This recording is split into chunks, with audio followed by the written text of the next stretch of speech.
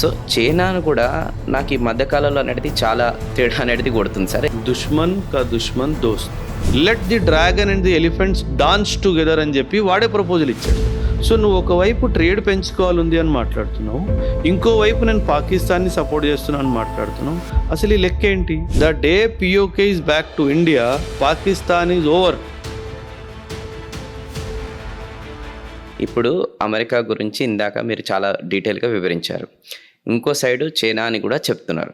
So చైనాను కూడా నాకు ఈ మధ్యకాలంలో అనేది చాలా తేడా అనేది కొడుతుంది సార్. ఇదేంటంటే మొన్నటి వరకు ఈ బిఫోర్ ఇప్పుడు ఏదైతే ఇన్సిడెంట్ జరుగుతుందో మన పహల్గామ్ ఇన్సిడెంట్ కన్నా ముందు అమెరికా అనేది ఒకసారి ఆయన ట్రంప్ పవర్లోకి రాగానే టారిఫ్ ప్రైజెస్లు అనేది మొత్తం పెంచేశాడు. అండ్ స్పెషల్గా చైనా రిలేటెడ్ ఏదైతే ఉందో ఇంకా చాలా ఎక్కువ పెంచేశాడు. అండ్ అక్కడ చాలా కంపెనీస్ ఏవైతే అమెరికాలో ఉన్నాయో మ్యానుఫ్యాక్చరింగ్ యూనిట్ అనేది చైనాలో పెట్టాలని అనుకున్నాయి. అండ్ ఆల్రెడీ కొన్ని ఉన్నాయి. అయితే ఈ టారిఫ్ పెంచడం ద్వారా అక్కడ ఇంపాక్ట్ పడ్డది కాబట్టి ఆ కంపెనీస్ అన్నీ కూడా ఎలా ఆలోచించినాయంటే, అరే మనం చైనాకి ఇప్పుడు మ్యానుఫ్యాక్చరింగ్ యూనిట్స్ అనేది ఇక్కడ పెట్టొద్దు, ఎందుకంటే మనోడు ప్రైజులు పెంచేసింది కాబట్టి ఇండియాలో పెడదాం. సో ఇండియాలో పెడితే బాగుంటుందని అనుకున్నారు. సరే అని చెప్పేసి ఇండియాలో చాలా మ్యానుఫ్యాక్చరింగ్ యూనిట్స్ అనేది పెడదామని అమెరికా నుంచి అనుకుంటే పెద్ద పెద్ద కంపెనీస్, అప్పుడే ఈ చైనా వాడు ఇండైరెక్ట్గా ఒక ప్లాన్ అనేది కుట్ర అనేది పన్నాడు అని చెప్పేసి అనిపిస్తుంది నాకు. అందుకోసమే ఈ మెల్లగా ఈ వారు ఇదంతా ఇప్పుడు ఏమైపోయిందనంటే ఇదంతా జరుగుతుంది కాబట్టి మళ్ళీ పోయి చైనాలోనే పెట్టుకుందాం అనేటట్టు ఆ సీన్ ఇప్పుడు క్రియేట్ అయిపోయింది.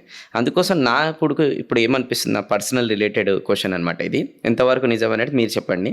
ఈ చైనా అనేది ఒక సైడు మనకి బిజినెస్ ప్రకారంగా ఉన్నాయి, వాట్ ఎవర్ ట్రాన్సాక్షన్స్ ఎవ్రీథింగ్ కూడా రిలేషన్ ఉన్నాయి.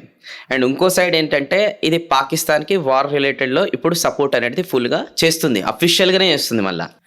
అసలు దీన్ని ఎంతవరకు నమ్మొచ్చు? అండ్ ఇది ఎందుకు ఇలా వెనకాల ఇవన్నీ కూడా గేమ్లు అనేది ఆడుతుంది? ఒక చిన్న కాన్సెప్ట్ చెప్తా sir. There is a proverb sir, దుష్మన్ కా దుష్మన్ దోస్త్. इंडिया का दुश्मन चाइना है, सो पाकिस्तान का दोस्त चाइना है, क्योंकि दुश्मन का दुश्मन दोस्त है. ఇది సింపుల్ లాజిక్ సార్. 1962లో చైనా ఒక చిన్న కాన్ఫ్లిక్ట్లో మనల్ని ఓడిపించింది. అది మనం యాక్సెప్ట్ చేసుకోవాలి, ఓడిపోయాం 62లో. ఇమ్మీడియట్గా పాకిస్తాన్ ఏం చేసిందంటే పిఓకేలో ఒక ప్లేస్ ఉంటుంది సార్, షాక్స్గమ్ వ్యాలీ అని చెప్పేసి. సో షాక్స్గమ్ వ్యాలీ చైనాకి గిఫ్ట్గా ఇచ్చేసింది. ఈరోజు మనము మైక్రో చిప్స్ అంటాం కదా, చిప్స్ మ్యానుఫ్యాక్చరింగ్ యూనిట్స్ అంటాం. ఒక చిప్ తయారు చేయడానికి కొన్ని గ్యాలన్స్ ఆఫ్ ఫ్రెష్ వాటర్ అవసరం ఉంటుంది సార్ ఇన్ ద ప్రాసెసింగ్ యూనిట్లో. ఈరోజు China is one of the world leaders in chip manufacturing. ఈ చిప్ మ్యానుఫ్యాక్చరింగ్ కంపెనీలన్నీ ఆ షాక్స్గమ్ వ్యాలీలో ఉన్నాయి సార్. ఫ్రెష్ వాటర్ గ్లేషియర్స్ ఉన్నాయి సార్. పాకిస్తాన్ ఎంత బుద్ధి తక్కువ అంటే వాడు చైనా వాడికి ఏమి ఇచ్చేసిండో కూడా వాడికి అర్థం లేదు. 1963లో ఇచ్చిండు సార్, 62లో మనం ఓడిపోయాము, 63లో ఇది గిఫ్ట్ వాడు చైనాకి ఇచ్చేసాడు. ఈరోజు China world number 1 sir in chip manufacturing. ఎక్కడి నుంచి చేస్తుంది? షాక్స్గమ్ వ్యాలీలో ఉన్న ఫ్రెష్ వాటర్ గ్లేషియర్స్ నుంచి వాటర్ ఎక్స్ట్రాక్ట్ చేసి చిప్ మ్యానుఫ్యాక్చరింగ్ చేస్తుంది. ఎంత బుద్ధి తక్కువ సార్ వీడు. సో వీడేమనుకున్నాడంటే నేను ఇట్లా భూమికి చైనా వాడికి గిఫ్ట్ ఇచ్చేస్తే నాకు ఫ్యూచర్లో వీడు అవసరం ఉంటే నాకు వస్తాడు కదా అనేసి. ఇప్పుడు ఏదైతే మనం పిఓకే తీసుకోవాలి అని మాట్లాడుతున్నామో ఇది 1960లో జరగాల్సింది సార్. అది ఎందుకు జరగలేదో అది బిగ్ క్వశ్చన్ మార్క్ లాగా మిగిలిపోయింది. ఎందుకు అప్పటి గవర్నమెంట్ కానీ దేశం ఇది ఎందుకు కోరుకోలేదో తెలియదు. ఆర్థిక పరిస్థితులు కూడా బాగాలేవు సార్, ఇప్పట్లాగా ఆర్థిక పరిస్థితులు బాగాలేవు.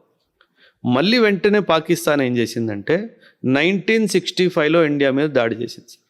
ఏమనుకుంది, చైనా వాళ్ళు ఇప్పుడే ఓడించారు కదా, నేను వీడిని ఇప్పుడే దాడి చేస్తే వీడు అన్ప్రిపేర్డ్గా ఉంటాడు కదా అని మనం మళ్ళీ గట్టిగా రిప్లై ఇచ్చాం పాకిస్తాన్కి సార్. సో వీడికి ఒక విషయం అర్థమైపోయింది ఏంటంటే, అండ్ ఈ 65 దాడిలో చైనా పాకిస్తాన్కి సపోర్ట్ చేయలేదు సార్. భూమి తీసుకుంది హ్యాపీగా, సపోర్ట్ కూడా చేయలేదు సార్. సో వీడేం చేస్తున్నాడంటే ఇప్పుడు చైనా వాడు, మీరు అన్న క్వశ్చన్కి ఒక డైమెన్షన్ ఓపెన్ చేస్తున్నాను నేను. ఏంటంటే మనం చైనాతో ట్రేడ్ చేస్తున్నాం, బాగానే ఉంది, కానీ చైనా వాడు పాకిస్తాన్ని ఇట్లా ఓపెన్గా సపోర్ట్ చేయడము మాకు నచ్చలేదు అని ఖచ్చితంగా చైనాకి మనం తెలియచేయాల్సిందే.